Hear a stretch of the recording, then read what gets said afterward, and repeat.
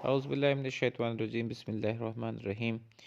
My dear students, आज का हमारा लेक्चर एटीट्यूड डेवलपमेंट और चेंज के हवाले से है। एटीट्यूड कैसे बनते हैं, सबसे पहले हम बात करेंगे एटीट्यूड होता क्या है, इसकी डेवलपमेंट कैसे होती है और इसकी चेंज कैसे होती है। तो इस लेक्चर के लिए ज़रूरी है कि आप इस लेक्चर को एंड तक सुनिएगा, ताकि आप ये जो मुफीद मालूमात हैं उनसे आप जो है इस्तिफ़ादा हासिल कर सकें और अपने साइकोलॉजी के नॉलेज को बढ़ा सकें। तो आइए आज के लेक्चर का आगाज़ करते हैं।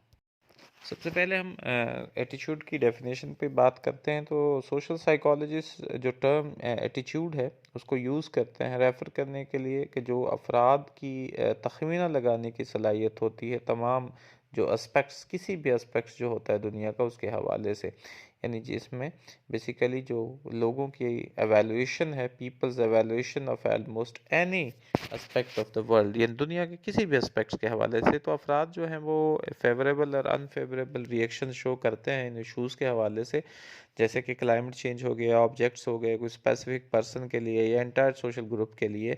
कुछ एटीट्यूड जो होते हैं वो बड़े क्वाइट स्टेबल होते हैं, यानी वो चेंज नहीं होते और रेजिस्ट करते हैं चेंज होने के लिए, जबकि कुछ जो होते हैं वो अनस्टेबल होते हैं और कंसिडरेबली जो है, यानी वाज़े तौर पर जो इनके अंदर वेरिएबिलिटी होती है चेंज होने की, और ये सिचुएशन के ऊपर डिपेंड करता है। तो हमारा ब्रेन जो है बेसिकली ऑपरेट करता है डिफरेंट मुख्तलिफ़ तरीके से। हमारा जो ब्रेन है वो ऑपरेट होता है और ये डिपेंड करता है कि किस तरह से हम जो रैपिड एवेल्यूटिव परसेप्शंस होती हैं या जो ज़्यादा थाटफुल एग्जामिनेशन होती हैं हमारी दुनिया की, जिसके बारे में हम डिटेल में थॉट्स फुल होते हैं, यानी सोच रहे होते हैं और उन जो परसेप्शंस की एवेल्यूशंस कर रहे होते हैं उन हवाले से। जबकि बहुत सारी जो एटीट्यूड्स होते हैं वो एक्सप्लिसिट एटीट्यूड होते हैं, कुछ जो होते हैं वो इम्प्लिसिट एटीट्यूड होते हैं।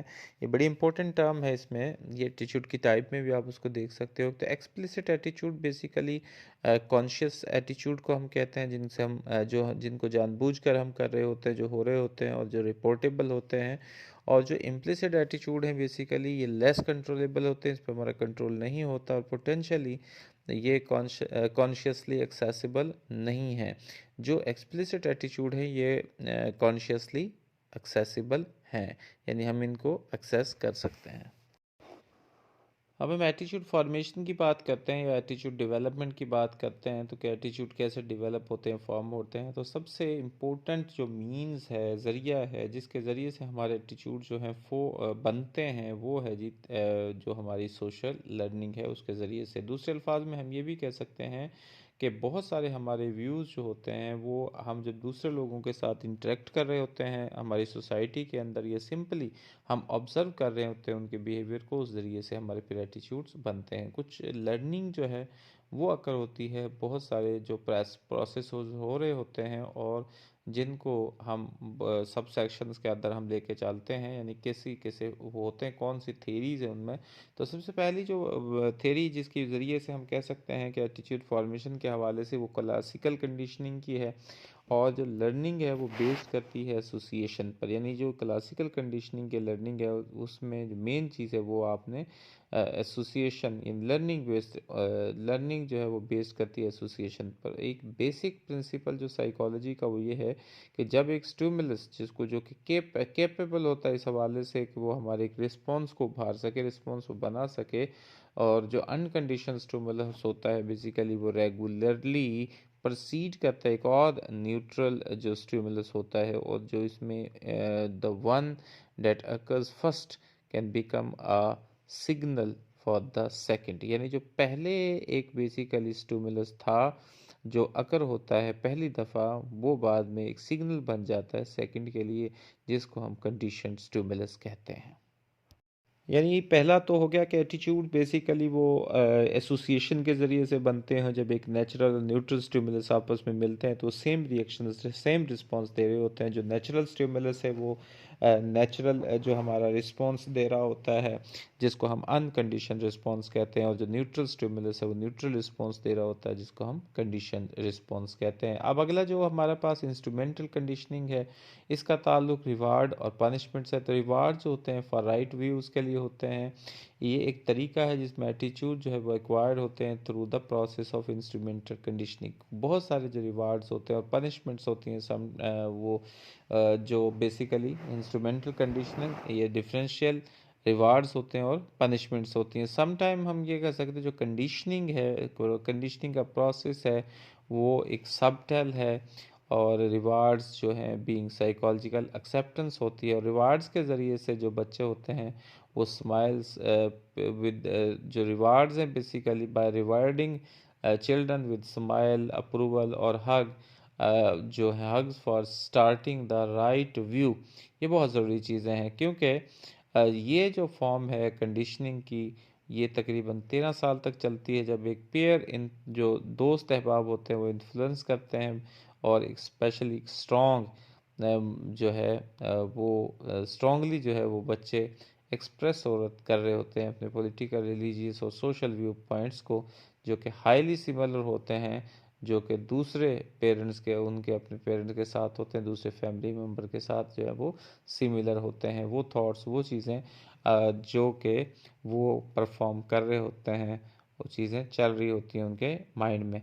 जो न्यू नेटवर्क्स बेसिकली हम फाइंड आउट करते हैं इन बहुत सारे जो इंडिविजुअल्स जो कंटेंट करते हैं, नहीं रखते हैं, और जो वो शेयर करते हैं अपने एटीट्यूड्स को थोड़े इम्पोर्टेंट सोशल इश्यूज़ के हवाले से, जैसा कि they may be compose of individuals holding different attitude toward those issues. यानी हम जब इसमें बात करते हैं तो जो सबसे पहली चीज़ इसमें आती है वो यही है कि जो हमारा बेसिकली जो ये न्यू नेटवर्क्स होते हैं, हम जो अपने अंदर पा रहे होते हैं बहुत सारे जो हैं उनको, ये बेसिकली इंडिविजुअल्स जो कि अपने एटीट्यूड्स को शेयर कर रहे होते हैं इंपॉर्टेंट सोशल इश्यूज़ के अंदर, उनके अंदर ये चीज़ें होती हैं। और ये बेसिकली इंडिविजुअल्स की जो होल्डिंग जो बेसिकली डिफरेंट एटीट्यूड्स को होल्ड करने के लिए अपने दूसरे इश्यूज़ के हवाले से बहुत ज़्यादा इसमें ज़रूरी चीज़ है। तीसरी जो इसमें थेरी है बेसिकली एटीट्यूड फॉर्मेशन या एटीट्यूड डेवलपमेंट के हवाले से, वो ऑब्जर्वेशनल लर्निंग है और बहुत इंपॉर्टेंट है basically. Learning by exposure to others है इसका जो मकसद है। तो थर्ड जो मीन्स है by which attitude is formed can operate even when direct reward for acquiring और expressing those attitudes are absent. यानी जो बेसिकली इसमें जो एटीट्यूड्स बनते कैसे हैं, ये ऑपरेट कर सकते हैं, जो एटीट्यूड्स फॉर्म बने होते हैं वो ऑपरेट कर सकते हैं, हत्ता कि उस वक़्त ही भी जब एक डायरेक्ट रिवार्ड जो है वो एक्वायर करने के लिए, एक्सप्रेस करने के लिए एटीट्यूड को वो मौजूद नहीं होता। तो ये जो प्रोसेस है ऑब्जर्वेशनल लर्निंग का, और ये तब वकूफ़ पज़ीर हुआ जब इंडिविजुअल्स ने एक्वायर किया एटीट्यूड्स को और बिहेवियर को सिंपली बाय ऑब्जर्विंग अदर। तो सोशल लर्निंग, सोशल कंपैरिजन जो है वो हमारी टेंडेंसी है, सलाहियत है कि हम किस तरह से अपने आप को और दूसरे लोगों को कंपेयर करते हैं, ये डिटरमिन करने के लिए कि आया हमारे जो व्यू है सोशल रियलिटी का वो ठीक है या नहीं है।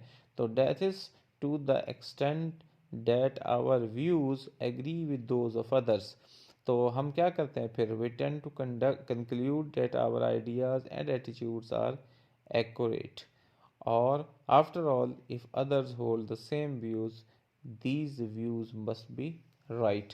यानी जो हम एटीट्यूड्स रखते हैं, जो हमारे एटीट्यूड्स होते हैं, तो हमारे जो आइडियाज़ होते हैं वो एक्यूरेट होते हैं, जबकि आफ्टर ऑल दूसरे लोग जो सेम व्यूज़ को रखते हैं, और इन व्यूज़ के अंदर these views must be right हो सकते हैं। ठीक है, हो गया, ये सही भी हो सकते हैं, उस हवाले से वो हमारे बेसिकली एटीट्यूड्स होते हैं। तो जहाँ तक सोशल साइकोलॉजी की बात है, इन द एंड हम कह सकते हैं कि सोशल साइकोलॉजी का जो फोकस है वो है अंडरस्टैंडिंग के ऊपर, के जो कॉजेज़ होती हैं सोशल बिहेवियर की, उनके क्या उनकी वजूहात हैं, क्यों होती हैं, और आइडेंटिफाई किया जाता है उन फैक्टर्स को जो कि हमारी फीलिंग्स को शेप अप करते हैं, हमारी फीलिंग्स को बनाते हैं, हमारे बिहेवियर्स को शेप करते हैं, उनको बना रहे होते हैं, और थॉट्स को सोशल सिचुएशन के अंदर। इसके अलावा ये उस गोल को मुकम्मल करना चाहती है, उसके लिए कोशिश करती है, जिसमें कि जो है फैक्ट्स जो होते हैं सोशल बिहेवियर के कि वो किस तरह से इन्फ्लुएंस होते हैं by wide range of social cognitive environmental cultural और बायोलॉजिकल फैक्टर्स से। यानी जो social cognitive environmental cultural biological factors हैं, ये किस तरह से असरअंदाज हो रहे होते हैं सोशल बिहेवियर के ऊपर। सोशल बिहेवियर जो है वो किस तरह से इन्फ्लुएंस हो रहा है इन फैक्टर्स के थ्रू।